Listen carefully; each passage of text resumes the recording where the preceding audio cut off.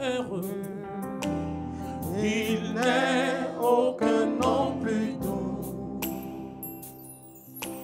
aucun que mon cœur préfère. Au nom de Christ mort pour nous. Est-ce que tu peux le dire ce matin? Dans les cieux et sur la terre. Non, non, non, il n'est aucun. Il n'est aucun nom plus doux. Oui, aucun nom plus doux que mon cœur préfère.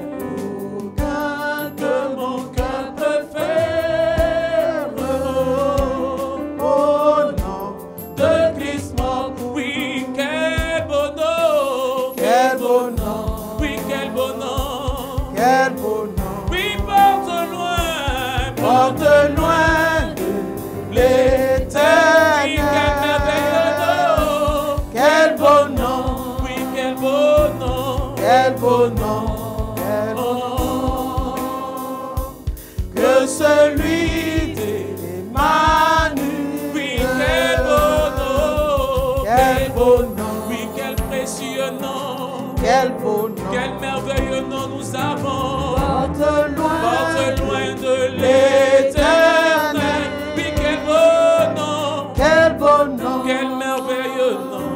Quel beau nom. Oh, oh. Que celui d'Emmanuel. Oui, nous avons ce beau nom d'Emmanuel. C'est pourquoi on va se lever ensemble. On va acclamer le Seigneur parce que nous sommes ressuscités. Nous sommes réveillés. Nous avons eu la domination sur l'esprit de mort. Nous sommes vivants. Nous sommes vivants. Nous sommes vivants au nom de Jésus. Amen. Nous prions le Seigneur. Éternel notre Dieu, voici encore la vie que tu nous donnes. Sans mérite. Parce que nous sommes des pécheurs. Mais malgré cela, notre Dieu, tu fais grâce. Et nous sommes debout ce matin pour commander à ce jour de nous conduire pendant les 24 heures que tu nous offres gratuitement. Viens, Seigneur, et sois au milieu de nous. Vous qui êtes à l'écoute, que le Seigneur soit avec vous. Merci, notre Dieu, pour ta grâce. Au nom de Jésus. Amen. Amen. Veuillez vous asseoir. Nous sommes toujours dans le temps de la résurrection. Et le thème central même est la résurrection. Le thème qui nous est soumis, pour lequel nous allons parler ce matin, c'est les écailles tombent, les yeux s'ouvrirent. Les écailles tombent, les yeux s'ouvrirent. Et par rapport à ce thème, nous avons comme un texte d'appui Luc chapitre 24, versets 16 à 18. Puis nous allons au verset 30 à 31. Luc chapitre 24, versets 16 à 18, et nous lisons. Mais leurs yeux étaient empêchés de le reconnaître. Il leur dit, de quoi vous entretenez-vous en marchant? Et ils s'arrêtèrent, l'air attristé. L'un d'eux, nommé Cléopas, lui répondit, es-tu le seul qui, séjournant à Jérusalem, ne sache pas ce qui y est arrivé ces jours-ci? Quoi? Leur dit-il. Versets 30 à 31. Pendant qu'il était à table avec eux, il prit le pain. Et après avoir dit grâce, il le rompit. Et il le leur donna. Alors, leurs yeux s'ouvrirent et ils le reconnurent, mais il disparut de devant d'eux. Amen. Nous sommes juste après la résurrection. Donc c'est le 3e jour après la résurrection que Jésus se montre à ses disciples en plusieurs lieux. Ici, il est sur le chemin d'Emmaüs avec Cléopas et son compagnon. Il les voit parler. Alors, il s'approche comme s'il ne savait rien, Et il leur demande, mais de quoi est-ce que vous parlez? De quoi est-ce que vous entretenez? Et Cléopas est pris de tristesse. Il le regarde étonné. Jusqu'à lui pose la question, es-tu le seul vivant à Jérusalem qui ne sache pas ce qui s'est passé? Mais ils ne savaient pas qu'ils étaient avec la parole incarnée, Jésus-Christ, qui va leur expliquer la parole écrite. Jean chapitre 1, verset 1 à 4. Mais ils ne l'ont pas reconnu. Même sa voix, ils n'ont pas reconnu. Ce n'est que lorsqu'il a rompu le pain, il leur a donné, qu'ils se sont rendus compte que c'était le maître qui était avec eux. Mais la Bible dit qu'il disparut de devant eux. Il est parti. Les écailles tombaient de leurs yeux. Les écailles tombaient de leurs yeux. Les écailles, c'est quoi? Nous sommes presque tous des lagunaires, même si on ne fait pas la pêche. Mais dans nos villages, il y a des fleuves, il y a des lacs et tout ça. On sait que l'écaille est sur le poisson. L'écaille est sur peut-être le crapaud. L'écaille est sur la tortue. L'écaille permet de protéger la chair du poisson. Alors comment les écailles peuvent se retrouver dans les yeux? Comment? Les écailles peuvent avoir plusieurs sources de provenance. D'abord la désobéissance. Nous avons vu Israël dans le désert, quand ils ont commencé à grogner. Dieu les a laissés, ils ont traîné autour de la montagne pendant 40 ans. Ils ne voyaient pas le chemin. Ils ne savaient même pas où ils étaient. Ils tournent, ils vont, ils viennent, ils sont à la même place. Donc la désobéissance peut permettre à ce que les écailles soient dans nos yeux. Il y a aussi l'incrédulité. Les disciples sont avec Jésus, mais ils sont incrédules. Au point que Jésus même leur a dit au verset 25, « Oh, homme sans intelligence et dont le cœur est lent à croire tout ce qu'ont dit les prophètes. » Tout ce que les prophètes ont dit sur moi, là, vous êtes lent à croire, vous êtes incrédule. Donc l'incrédulité apporte aussi les écailles dans nos yeux. Le doute. Il dit, mais tu es le seul à ne pas savoir. Mais, nous on ne sait pas. Et puis quelque part il a dit, les femmes, il est vrai que les femmes sont allées et sont venues dire. Ça veut dire que quelque part il y a le doute. Les femmes sont allées, elles sont venues dire. Et quelques-uns des disciples sont allés aussi pour aller vérifier. Mais eux-mêmes là, ils ne sont pas convaincus. Sinon ils auraient pu dire, effectivement, nous avons constaté que notre maître est ressuscité. Mais non, ils n'ont pas pu dire ça. Et ils sont encore en train de douter de la résurrection de Jésus. Il y a le stress.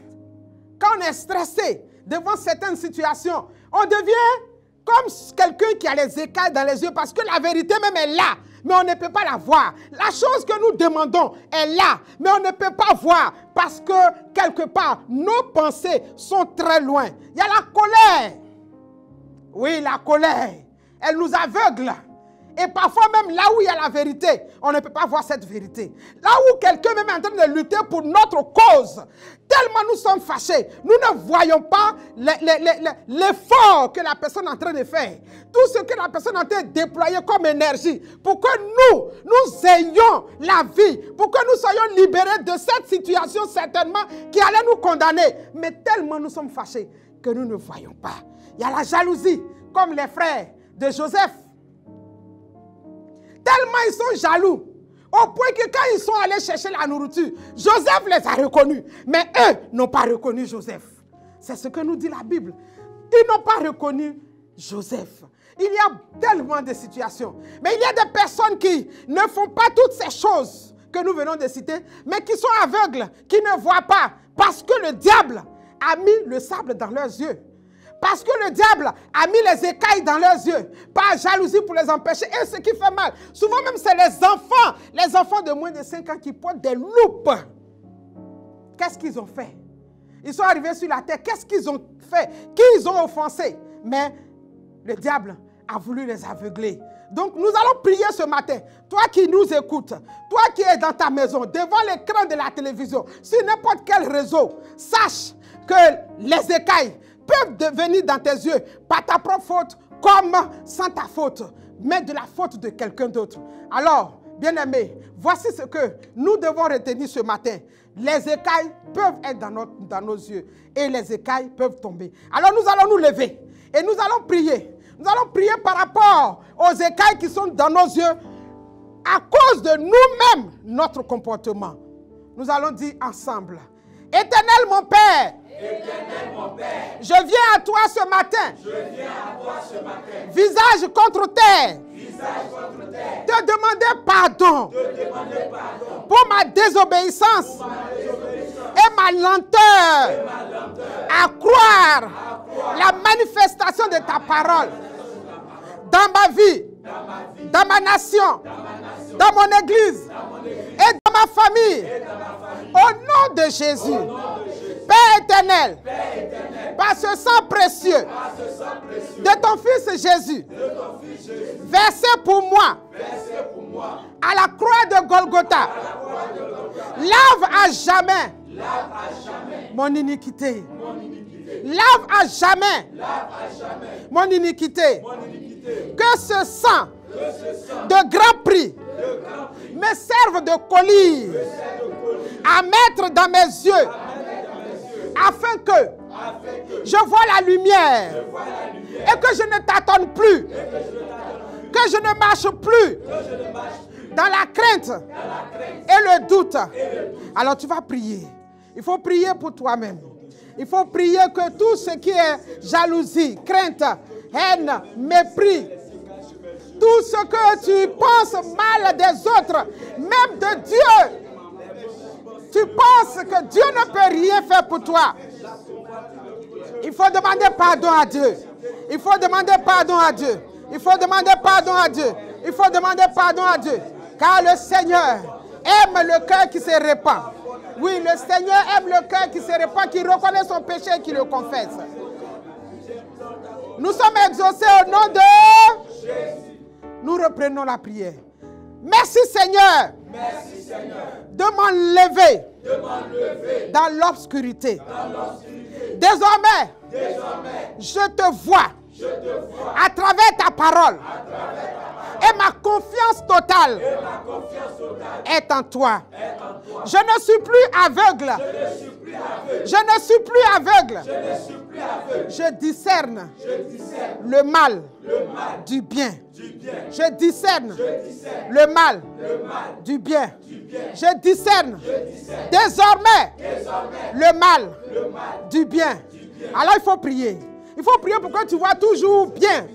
Tout ce qui est bien autour de ton frère, tout ce qui est bien autour de ta soeur, il faut que tu vois cela. Il faut que tu vois cela. Il faut que tu vois cela. Il faut que tu vois cela. Notre Dieu est un Dieu de vérité, un Dieu de paix, d'amour, un Dieu qui nous aime. Il est prêt. Si tu veux marcher dans la droiture avec lui, il va te remplir. Il va te remplir. Il va te remplir de tout ce qui est bien pour que tu ne fasses pas de mal devant qui que ce soit. Oh Seigneur notre Dieu, merci, merci, merci, merci de nous éviter de voir nos frères comme des ennemis, comme Joseph a été l'ennemi de ses frères. Mais toi, tu l'as envoyé en Égypte pour les sauver. Merci notre Dieu. Détends ta main sur nos maisons. Au nom puissant de Jésus. Amen. Père éternel, Père éternel, j'ordonne maintenant à la jalousie de sortir de mon cœur. Jalousie, je t'ordonne ce matin, sors de ma vie, sors de ma vie, sors de ma vie, sors de ma vie, car la Bible dit que là où il y a un esprit de jalousie, il n'y a pas d'esprit de Dieu. Oh, je veux être compagnon de Jésus. Je veux être l'ami de Jésus. Je veux être celui qui cause avec Jésus, à qui Jésus donne des instructions, qui obéit et qui va exécuter. Alors jalousie, Abba. Abba. Tes racines. Abba. Tes racines. Depuis mes ancêtres. Jusqu'à aujourd'hui.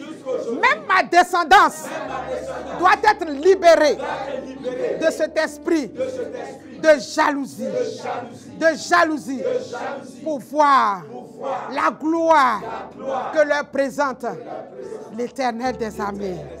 Nous prions, nous continuons à prier pour nos enfants. Seigneur, je te prie pour mes enfants, afin que l'esprit de colère qui est enraciné en eux, cet esprit que nous avons, dont nous avons été héritiers de nos parents, de nos ancêtres, que cet esprit maintenant soit arraché. Nous détruisons l'autel. Nous détruisons l'autel. Nous détruisons l'autel. Nous détruisons l'autel de la jalousie, du mépris, de la haine. Nous détruisons dans le nom de Jésus. Au nom puissant de Jésus. Amen. Amen. Éternel, nous te prions pour notre nation. Nous voudrions, Seigneur, qu'en ce matin, tu visites tous les gouvernants et que cet esprit de jalousie, cet esprit de mépris disparaisse du milieu d'eux. Cet esprit de jalousie, de médisance, oh, d'injustice, quitte les cœurs. Quitte les cœurs. Quitte les cœurs. Et que les gouvernants de ma nation s'aiment et aiment les sujets que nous sommes. Seigneur, Seigneur, du nord de la Côte d'Ivoire, au sud de la Côte d'Ivoire, de l'est de la Côte d'Ivoire, à l'ouest de la Côte d'Ivoire, en passant par le centre. Père, je prie que l'esprit de jalousie, où que soit son origine, où que soit son hôtel, en Côte d'Ivoire, sur les frontières, que cet esprit sorte, que cet esprit sorte, par le feu, par le feu, par le feu, par le feu, au nom de Jésus. Père, nous voulons maintenant prier pour tous ces enfants qui ont des problèmes de vue. Éternel, ce n'est certainement pas à cause de leur péché, mais c'est par jalousie que l'ennemi a créé cela en eux. Même des frères qui sont des cadres et qui aujourd'hui ne peuvent pas trop voir. Seigneur, nous prions ce matin que tu sois pour eux le médecin par excellence. Le médecin par excellence. Au nom de Jésus. Amen. Tu dors dans ce tombeau, Jésus mon frère. Il enfermé d'un sceau, Jésus mon Dieu. Jésus est ressuscité, pour toujours l'enfer est dompté. Comme lui nous les vipères s'envoleront dans la lumière. Oui, gloire à Dieu, Gloire à Dieu, alléluia, gloire à Dieu, gloire à Dieu, gloire à Dieu, alléluia, gloire à Dieu. oui, tu dors dans ce tombeau, Jésus mon frère, il enfermait des sceaux, Ils l'ont fermé d'un Jésus mon Dieu, Jésus mon ah Jésus est ressuscité, Jésus est ressuscité pour toujours, pour toujours l'enfer est dompté.